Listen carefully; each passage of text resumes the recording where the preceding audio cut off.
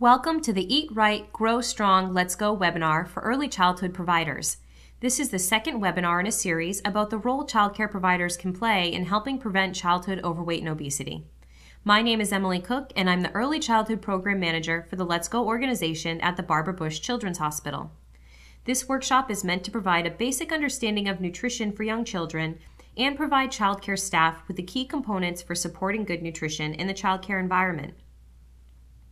By watching this webinar and completing the post-test, you are eligible for one licensing contact hour in the state of Maine. To access the post-test after the webinar, and also if you'd like a set of slide handouts for note-taking, just click on the links below the video.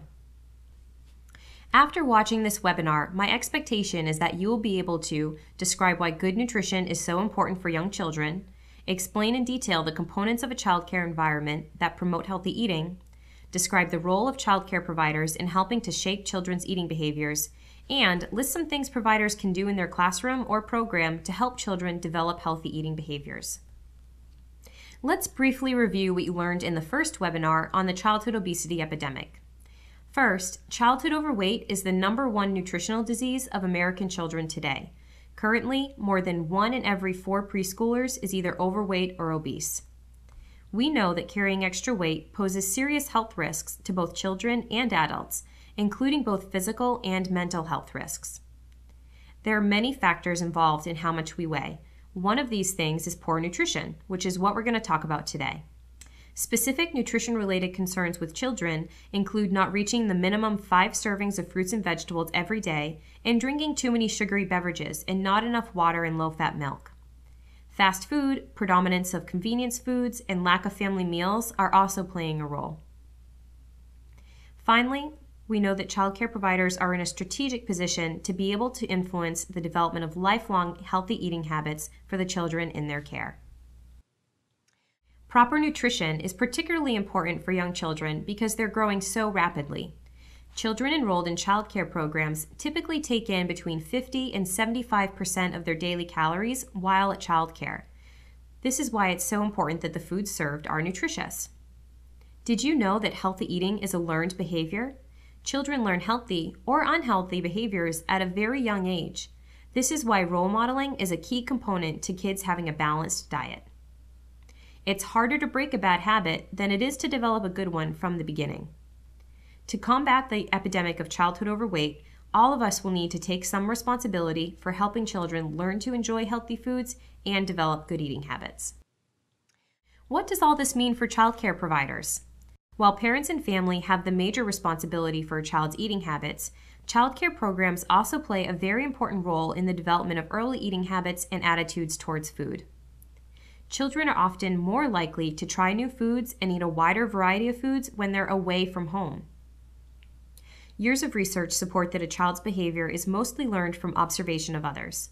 Remember that a child's teacher is a very important person in his or her life, and the children you care for will look to you as a role model. Childcare programs can help children learn about eating environments that are different from what they may experience at home. Creating a healthier food environment means to make healthy options more available and unhealthy options less available. It's easy to make a healthy choice when that's all that's around. Take a moment to reflect on what it's like at your program. What have you noticed about the eating habits of children in your care? Have they changed over time? If so, why do you think that is? How much do the children seem to know about good nutrition? How willing are the children to eat fruits and vegetables? What misconceptions do they have? How invested in healthy eating do you think the parents are? Answering these questions can give you an idea of barriers you may have to overcome as you work to change the eating environment at your childcare. Understanding some of the potential barriers and areas for improvement will help you target your action plan for where you want to go and map out the best way to get there. Since you are a role model for the children in your care, take note of your own habits and how you interact with the children around food over the next several days. If you aren't already, try implementing these behaviors. Interact with children during mealtimes. Sit at the table and eat with them. Gently encourage, but don't force, children to try bites of new or disliked foods. Avoid using food as a reward. Avoid eating unhealthy food in front of the children. Keep your negative opinions, and might I add, facial expressions about foods you don't like, to yourself. Let the children decide for themselves whether they like it or not. Children should eat lots of fruits and veggies because they're nutrient dense, meaning they provide a lot of vitamins and minerals without many calories. Fruits and veggies that are very dark or bright in color, like oranges, red peppers, dark green lettuce, broccoli, etc., are particularly nutrient dense. By eating plenty of fruits and veggies, aiming for at least 5 servings each day, children get the vitamins they need without adding a lot of extra calories. This is not true, however, if there's much butter, cheese, dressing, or meat fats added. Try serving fruits and vegetables without adding ranch dressing, butter, or sauces. These things not only add calories, but also mask the taste so that children never learn what fruits and veggies really taste like, and hence may not develop a taste for them. Use 100% juice sparingly, if at all. Juice contains many of the vitamins of whole fruit, but not all, and whole fruit also provides fiber, which helps to fill you up. Many of us probably grew up thinking of fruits and vegetables as the green things on our plate that we had to eat before we got dessert. Let's not pass this thinking on to the children in our care. Instead, make fruits and vegetables more appealing to children by making them fun to eat. First, you could try serving them creatively. Make faces with cut up cucumbers and zucchini for eyes and nose, carrots for hair, and apple slices for the mouth. Let kids help grow the fruits and vegetables that they're going to be eating. You can grow a few items in a small raised bed or even in just a couple pots on a porch or in a sunny window. Let kids help prepare their own snack. For example, make their own ants on a log by spreading a thin layer of peanut butter or low-fat cream cheese on celery and putting raisins on top. Or help with meal prep where appropriate by mixing, stirring, pouring, etc. Have a tasting party for your senses. Let kids use all of their senses to discover and sample different fruits and vegetables. Follow the Use Your 5 Senses activity found in your activities ring that's part of your toolkit. Together, look at, smell, touch, listen to the crunch, and taste different fruits and vegetables. You can make eating fruits and veggies a game. See how many colors you can eat in one meal. Or have an Eat the Rainbow activity on the wall where you fill up colored sheets of construction paper with the names or pictures of the colored produce children are eating. Try making it a competition between classrooms to see who fills up their sheets first. Set an example. Eat fruits and vegetables in front of the children and comment about how good they taste. Kids learn eating habits by example. Incorporate new and unusual fruits from different places in your lesson plans about other cultures or geography. And don't forget that some children may need to be introduced to a food at least 10 times before they'll even try it. Don't give up. Most sausage, bacon, and hot dog products have a lot of fat, sodium, and calories, so consuming too much can contribute to future health problems.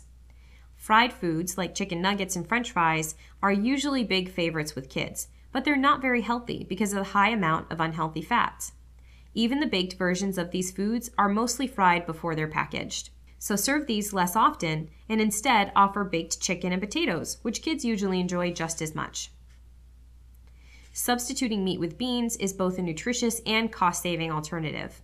You can occasionally serve beans as your protein at a meal, or try replacing a portion of the meat in a dish with beans. Beans are low fat, are a good source of protein, and an excellent source of fiber. Ask yourself, what methods of food preparation can your site use that are healthier than frying? Do you have the capability to bake, broil, or steam food instead? What are some other foods that your program could start serving that might be healthier than what's being served now? What are some barriers or maybe some benefits that you could see in making these changes? Whole grains are an excellent natural source of fiber and a variety of vitamins and minerals.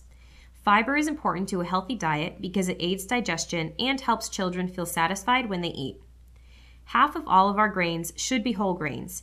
Aim to serve a whole grain food at least once every day in your menu. Breakfast and snacks are often where providers could serve more whole grains, as these are the times when high sugar or refined salty items are typically served. Sugary and salty foods provide a lot of empty calories most of the time.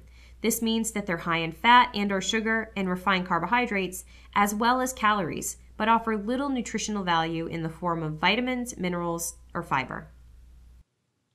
Now, admittedly, it can be tricky to identify true whole grains. A lot of the time, terms like multigrain, wheat, and stone ground don't mean a product is whole grain. Instead, look for a package to say 100% whole wheat on the front, or for a whole grain to be listed first in the ingredient list. Some examples of whole grains include oatmeal, 100% whole wheat or rye bread, brown rice, and whole wheat pasta. Whole grain cereals include Raisin Bran, Wheat Chex, Cheerios, shredded wheat, and Bran Flakes. Aim to avoid high sugar and high fat choices like muffins and biscuits, breakfast bars, and most kid-geared cereals, Pop-Tarts, honey buns, and cookies. What are some whole grain, high fiber alternatives for these high sugar, high fat breakfast foods? Instead of muffins, serve whole wheat English muffins, whole wheat toast, or a whole wheat mini bagel. Each of these can be served with peanut butter or a low-fat cream cheese or sliced cheese. Instead of sugary cereal, try Cheerios, Raisin Bran, Wheat Chex, shredded wheat, Bran Flakes, low-fat, low-sugar granola, or oatmeal.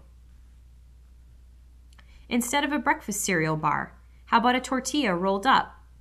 Spread it with cream cheese or peanut butter and jelly. Or try a low-fat, high-fiber granola bar. You could replace cookies with graham crackers or whole wheat crackers, and Pop-Tarts with whole grain waffles or pancakes. And lastly, toss out the chips and instead get some whole grain pretzels or multigrain tortilla chips with a bean dip, or make up some homemade Chex Mix with pretzels, Wheat Chex, and Cheerios.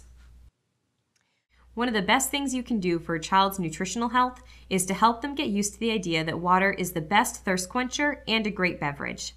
Be a good role model and show children that you enjoy drinking water because it's refreshing.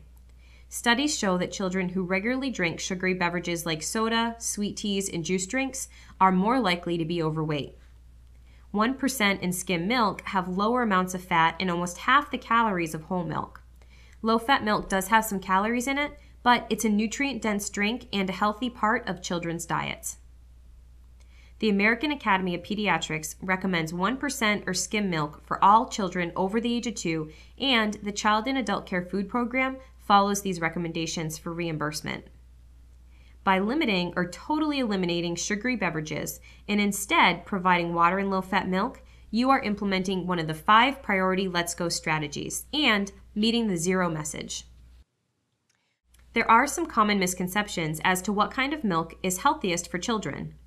Whole milk is really best only for children between the ages of 1 and 2. Children younger than this cannot properly digest cow's milk, and children older than age 2 no longer need the same amount of fat in their diet. Under age 1, children should be given breast milk or formula only. Children age 2 and older should be given either fat-free or 1% milk. With regard to juice, it's not actually the best option to help kids get needed vitamins and minerals and their fruit servings for the day. Whole fruits have more nutrients than their squeezed juices because they provide the fiber that helps fill kids up. Under age 6, the maximum recommended serving size is 4 to 6 ounces per day of 100% juice. This includes juice that you serve and juice that's served at home. Juice is not a good choice to quench thirst. Your body needs water when you feel thirsty. It's important to note that juice is not necessary for good nutrition and may be skipped altogether. It's really best used as more of a treat. Variety may be the spice of life, but children don't always agree. Something different can be uncomfortable for them. If you let them, some children will eat the same foods day after day. On the other hand, they can't learn to eat new foods unless they have the opportunity to try them. You'd be surprised how children will suddenly try something after refusing it in the past. Keep the food on your menu, and it's likely they'll eventually try it.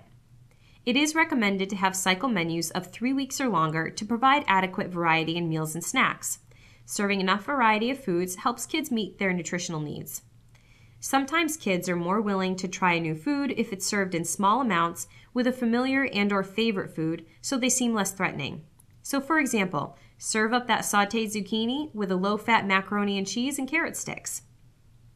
Remember, children may need to see a new food at least 10 times before they'll actually try it. Don't give up.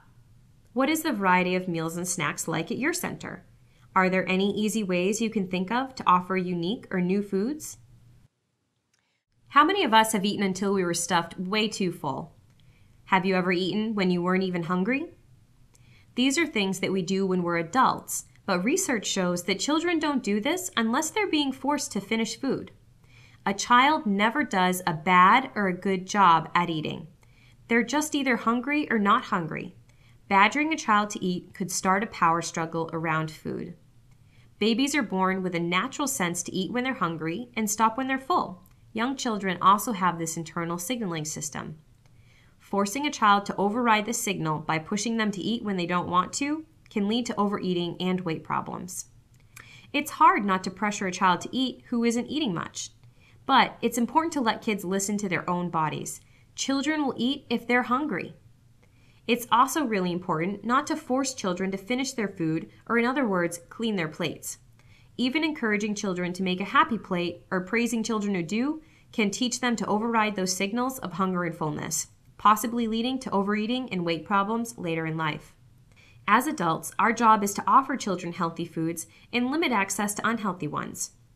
By offering only healthy foods, we're guaranteeing that the children will make healthy choices in what they eat. It's the child's job to decide what and how much to eat of what's offered.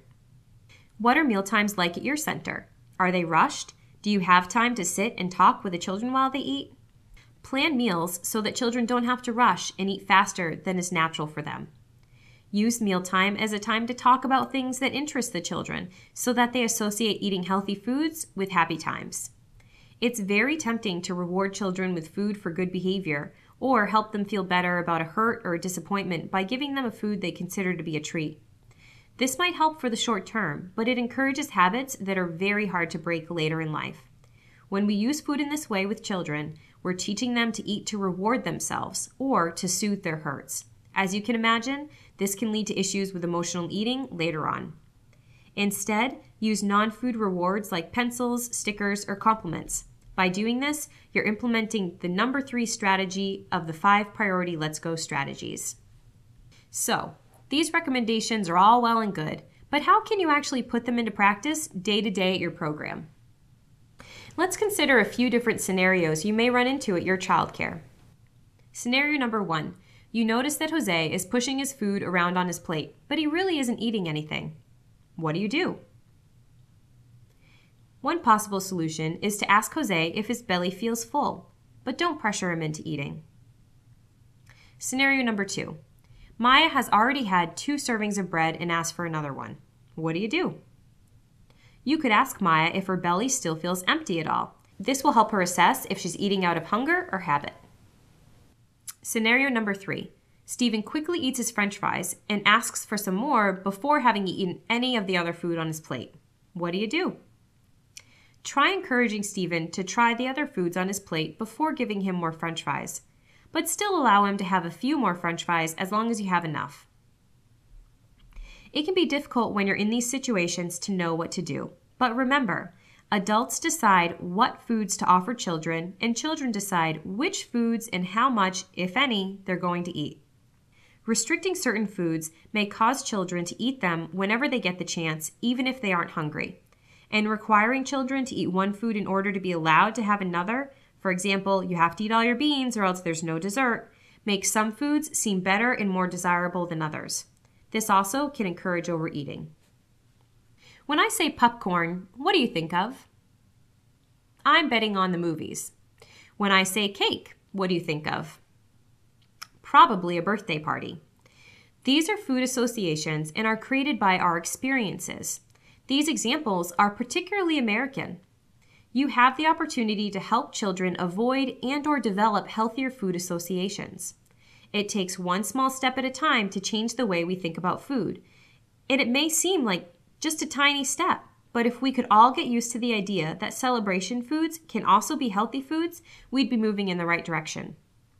So instead of the traditional cake, cookies, brownies, and juice boxes, ask parents to provide healthier treats like fruit kebabs, yogurt popsicles, low-fat whole grain muffins, and mini water bottles. You could also suggest that they bring in a non-food item like a piñata filled with toys versus candy, or supplies to make a fun craft in honor of the occasion. By providing healthier choices for snacks and celebrations and limiting unhealthy choices, you are implementing the #1 strategy of the 5 priority Let's Go strategies. For fundraisers, try selling healthier foods or non-food items. Don't tempt the staff and parents by selling candy or cookies. When people are trying to eat healthier, they really appreciate not being tempted. Items like wrapping paper, fruit, or coupon books tend to be a really big hit. Let's consider one more scenario.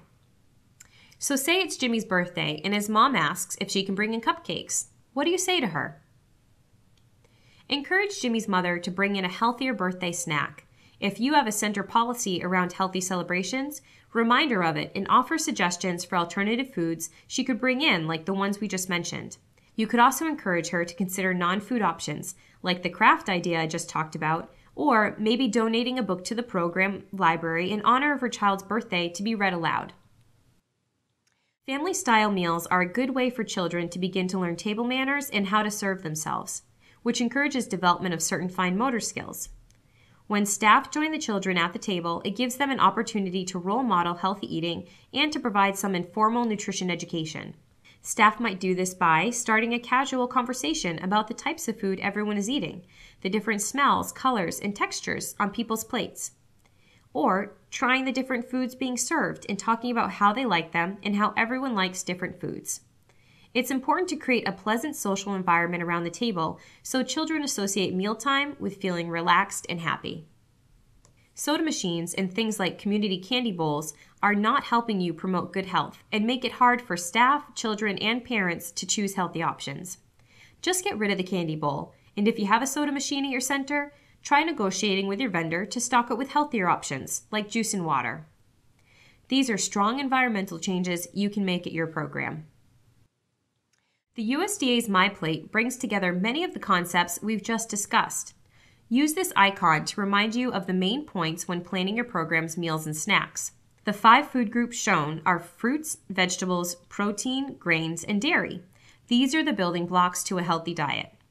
Aim to include something from each of the food groups at meals and at least one from each side of the plate at snacks. So for example, have a fruit and a protein like apple with peanut butter, or vegetables and a protein like carrot sticks and hummus. Keep it simple. Make half of what you serve at meals and snacks a fruit or a vegetable. Make at least half the grains you serve whole grains. Use lean proteins, including beans, and serve low-fat dairy or dairy alternatives. Lastly, let the picture of a place setting remind you to have kids seated during meals and snack times, serving food family style. If you participate in the Child and Adult Care Food Program, you may be wondering how this all fits in with the guidelines. Admittedly, the guidelines can be confusing, so talk to your CACFP representative if you need to ensure you're meeting them. But I think you'll find that everything we've talked about today will not only meet, but surpass the food program requirements for reimbursement. It's important to note that just because a food meets the food program guidelines does not mean it's a healthy food. There's a new handbook that was just released at the start of 2013 that provides guidance to providers participating in CACFP on how to create a healthier environment for the children in their care. You can download this handbook for free at the link on the bottom of this slide. Remember these key points when you're feeling frustrated at Charlie, who wants to only eat bread for lunch, again. Children will eat if they're truly hungry, and they're capable of self-regulating how much they eat. Help them learn to identify and respect their internal cues of hunger and fullness by asking them questions, such as, is your tummy out of room? And does your belly feel like it still needs more food?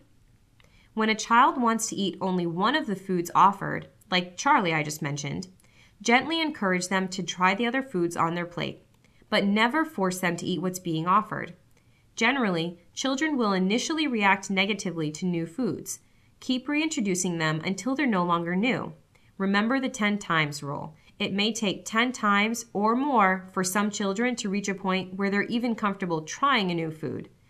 Children's food preferences change over time, and they may need to then even try foods a few times before they learn to like them. As a child's caregiver, you have the power and influence to either support or disrupt a child's food acceptance and internal regulation of hunger and fullness. Being consistent in how you react and interact with children about food will make mealtimes more pleasant and make it more likely your kids will be open to trying what's being served. As we've covered, Childcare providers are role models for the children they care for. You have the opportunity to role model healthy eating habits for the children. In addition to how you interact with children around food and mealtime, what personal behaviors might you adopt that would be a good example for the kids? Here are some things to consider. Don't drink soda or other sugary beverages in front of the children. Sit at the table and eat with the kids. Stop eating when you're full, even if it means you have leftover food. Be willing to try new foods in front of the children. Drink and eat the same foods as the children at your facility. Prepare healthy snacks for celebrations at your program. Drink water when you're thirsty, and eat plenty of fruits and vegetables every day. Quality nutrition education is a key component to bringing about nutrition-related change. Staff, children, and parents each need education on nutrition topics. When children hear the same messages from their parents and childcare providers, they're more likely to listen. Parents may be more supportive of your efforts if they understand that you're working very hard to create a healthy environment for the sake of their kids. The 5210 Goes to Childcare Toolkit has a ton of handouts for you to use in your classrooms, at staff meetings, and to send home to parents to help educate and engage them in the changes your program is making. There are also several excellent curriculums available to help with incorporating nutrition concepts into daily lesson plans. The next slide provides several examples for you. Everyone needs continuing education credits and contact hours, so why not use nutrition trainings as a way to get them and continue to build upon the knowledge you're obtaining in this webinar. Here's a list of quality curriculums and resources to check out and see if they fit in with what your goals are for your program. Each of these resources can help you work on the 5 and 0 messages. Remember, 5 or more servings of fruits and vegetables every day, and 0 sugary beverages, more water, and low-fat milk. You may even find ideas for working on the 2 and the 1 messages as well. Cooking with kids gives you an opportunity to teach about good nutrition and to introduce children to different foods. Yet you're not just developing nutrition knowledge and familiarity of foods when you have kids help cook. You're also helping to teach fine motor skills, direction following, observation skills, social skills, and sorting classifying skills. Talk about a productive activity. To top this all off, when children help prepare foods, they're more likely to eat them. There's a lot of interest in nutrition these days, especially with the epidemic of childhood obesity and the publicity it's been receiving. Parents who are shopping around for the best childcare environment for their children may be very interested to learn that your facility has a specific written policy on food and nutrition. Having a strong policy shows that you consider these issues to be important and you value the health of the children you care for. By sharing your policy with parents in advance, they will be less likely to complain and challenge you on why you don't serve certain unhealthy foods more often. In fact, you may be pleasantly surprised by the number of parents that are pleased to hear you have a strong nutrition policy in the interest of their children. In the resources section of your toolkit, there are a couple of handouts with suggested language for a nutrition policy. You should definitely check these out if you haven't already. If you're interested in either writing a new or revising your current nutrition policy, your 5210 Goes to Childcare representative would love to help you with this. They can help you figure out not only what language may be best to use, but also provide some strategies on how to introduce your current families to the new policy. Let's wrap up with a quick activity to test your knowledge. What do you think the nutritional differences are between these 2 lunches? Take a second to look over the items listed and come up with a couple different possibilities in your head. I'm going to give you a moment to do that.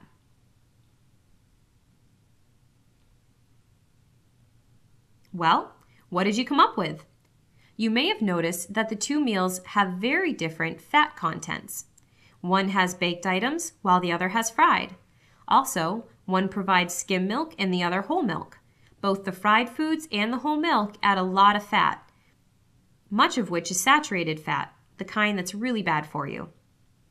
Another difference that can be seen is added sugars. The syrup in the fruit cocktail has a lot of added sugar in it, whereas the strawberries in the healthy meal are naturally sweet and don't have any sugar added to them. These differing amounts of fat and sugar make a big difference in calories. Assuming portion sizes are comparable, the unhealthy lunch has many more calories because of the extra fat and sugars it contains. Did you notice that the healthy lunch is also more colorful?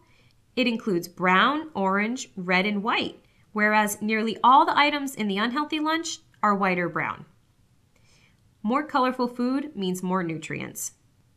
Lastly, there's a big difference in the amount of fiber in these two meals.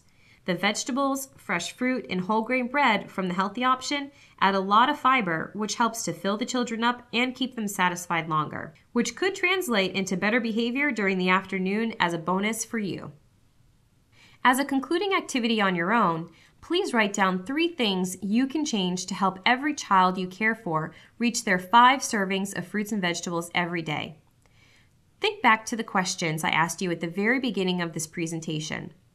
What have you noticed about the eating habits of children in your program?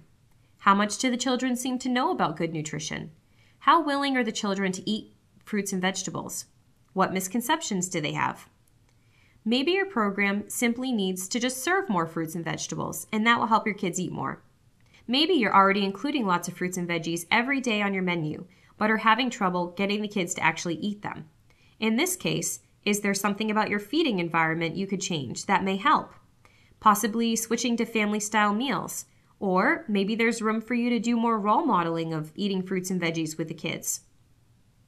Maybe they can get involved, and by helping prepare the fruits and veggies, they'll be more likely to eat them.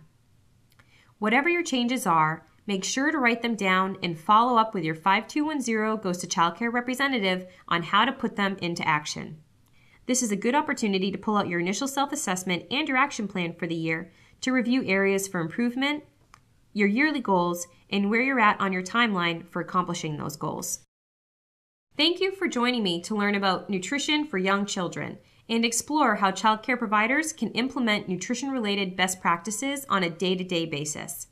This presentation is worth 1 training contact hour for licensed providers in the state of Maine. To obtain your certificate of completion, please click on the survey link underneath this video and complete the short post test. Once you complete the test, you'll be automatically redirected to a printable certificate for your records. Remember, there are more webinars available, each of which is worth 1 contact hour for Maine providers. Each of these webinars is meant to provide a deeper understanding of its respective topic to better enable you to execute your action plan. Aim to complete all 5. Thanks for listening, and now let's go.